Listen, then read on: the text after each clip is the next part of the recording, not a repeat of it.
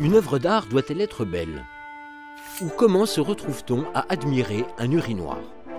La plupart du temps, on exige de l'art qu'il soit beau. Mais comment décide-t-on de ce qui est beau ou pas? Question délicate, surtout quand on sait que ce qu'on trouve beau un jour ne l'est pas toujours.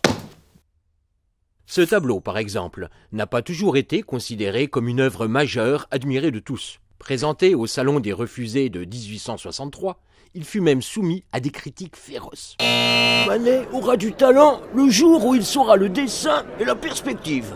On oppose alors à Manet l'académisme d'Alexandre Cabanel, dont la peinture, unanimement célébrée par le public et la critique, répond parfaitement aux attentes esthétiques de l'époque. Magnifique! L'élégance des formes, la correction du dessin, La finesse et la fraîcheur du coloris. vous l'aurez compris, il est difficile de tomber d'accord sur ce qui est beau.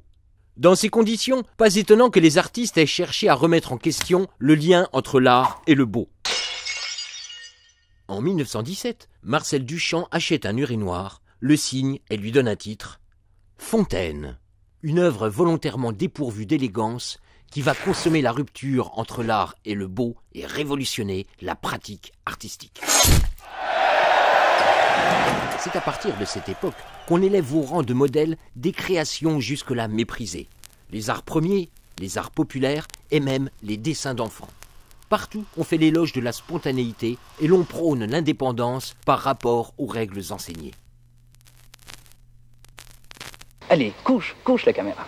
La belle caméra, allez, couchez la caméra. Jacques Lizen, avec ses films à la mauvaise qualité assumée et ses sujets à la limite de l'absurde, s'inscrit directement dans la suite de ces bouleversements. Il explore le ratage plutôt que le génie et valorise l'échec plutôt que le succès.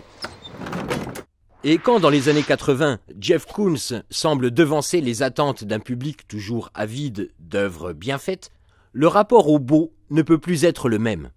En exposant des objets certes beaux, en l'occurrence les derniers modèles d'aspirateurs, il interroge sur le lieu du beau. A-t-il quitté le champ de l'art pour investir celui des objets du quotidien ?